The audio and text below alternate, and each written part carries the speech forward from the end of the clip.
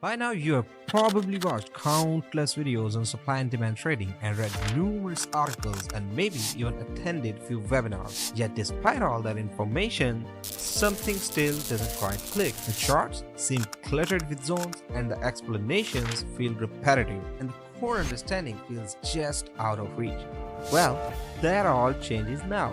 I remember feeling the same frustration until I stumbled upon the teachings of Richard Wov. Suddenly, everything became much clearer. Instead of just showing you how to draw supply and demand zones, this video dives into why they exist and will explore the underlying mechanics and the market forces behind them. By the end of this video, you'll understand their methodology, empowering you to trade with confidence and clarity.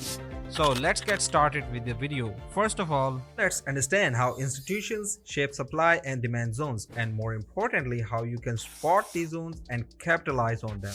Institutions don't play the game like us retail traders. They operate on a whole different level, using sophisticated strategies to execute massive orders without alerting the market. Think of them as stealth ninjas of trading, silent but incredibly impactful. Let's explore some of their tactics. First up, you need to understand the accumulation and distribution because these will serve as the basis for the formation of supply and demand zones. When institutions want to buy a large amount, they cannot just hit buy on a million shares without causing the price to skyrocket. Instead, they use a technique called accumulation of positions over time within a specific price range. This activity creates a demand zone, an area where the price stops falling and often reverses upward. Conversely, when they're ready to sell, as we can see in this picture, they distribute their positions gradually to avoid tanking the price, forming a supply zone. It's like trying to eat an entire pizza in a room full of hungry people. You take small bites so no one notices the pizza disappearing until it's gone. But how do they manage to do this so quietly? They use techniques like order splitting and iceberg orders. Just like an iceberg where only a fraction is visible above water, institutions hide bulk of their orders beneath the surface.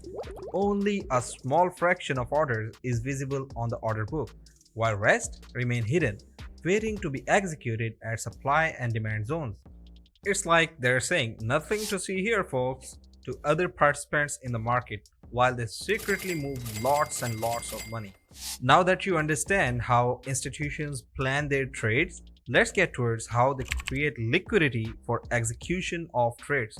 Because if there is not enough liquidity for them to buy, and in trading for every buyer there must be a seller, they will have to continue buying at ever increasing prices.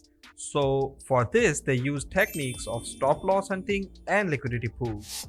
Institutions know where retail traders place their stop losses, often just beyond support or resistance levels. They might drive the prices to these levels to trigger those stops, creating a surge of liquidity. It's like when you're playing hide and seek and your little sibling always hides in the same spot.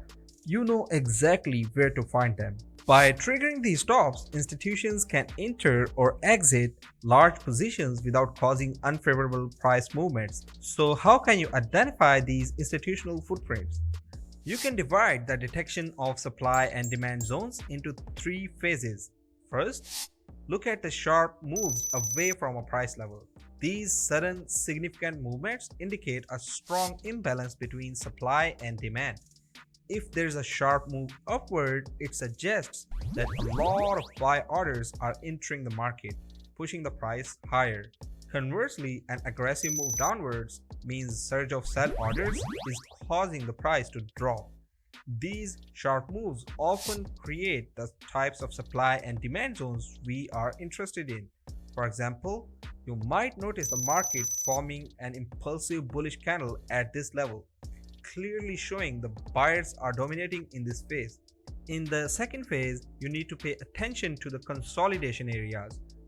After the initial sharp move, the price may start moving sideways.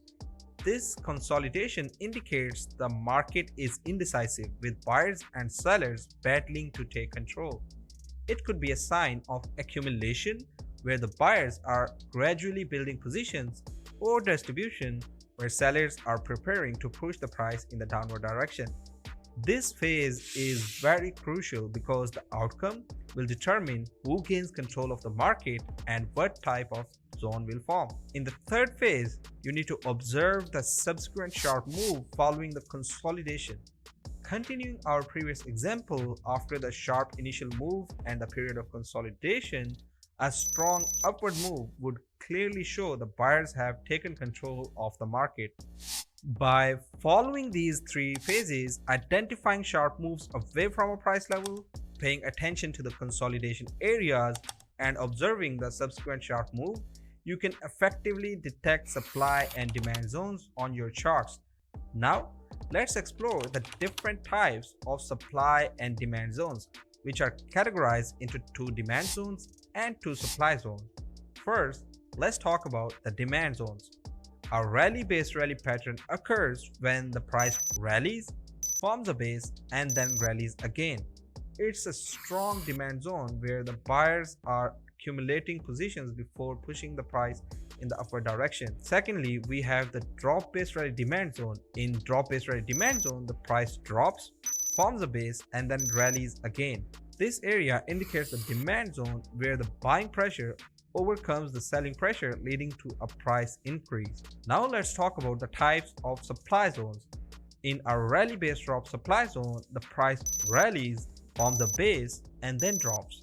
This pattern marks a supply zone where selling interest exceeds buying interest.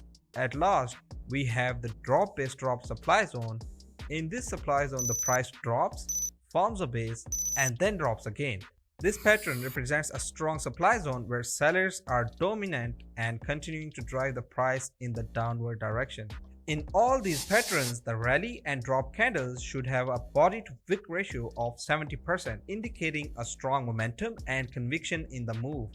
The base candles should have a body to wick ratio below 30, reflecting indecision or consolidation as the market pauses before its next move. This is how you find the supply and demand zones manually on the chart. It's effective and works great, but you have to be watching the screen continuously and keep looking at the charts. If you step away even for a while from the screen, you might miss potentially profitable trades. To solve this problem, you can use the supply and demand trading indicator, which will find the zones automatically on the chart and alert you in real time, so you'll never miss any potentially profitable trade. You can also apply this indicator to countless charts, enabling you to trade across different pairs and time frames. This indicator increases the profitability of supply and demand trading method even further. Let's clarify this through an example.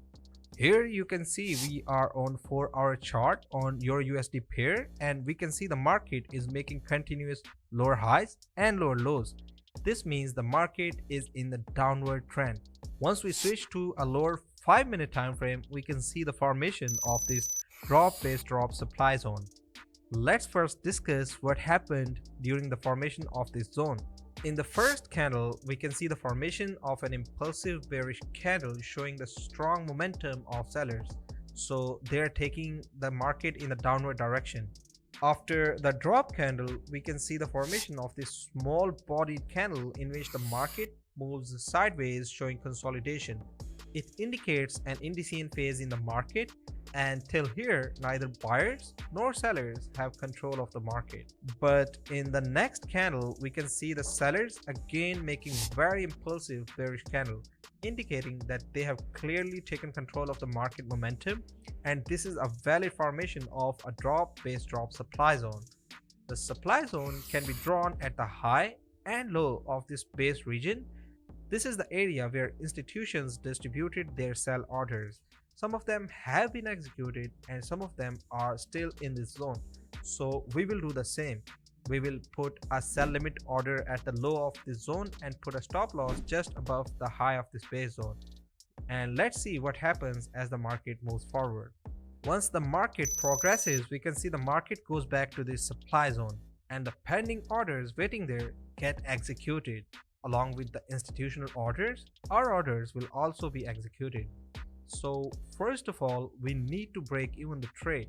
As the market moves forward, we can see the 1:1 risk to reward ratio is attained, and we will break even the trade at this stage by moving our stop loss to the entry level. And after that, we can see the market continues to move downward until we exit the market at this reversal, giving us an exceptional risk to reward of 1 ratio 14, which is phenomenal.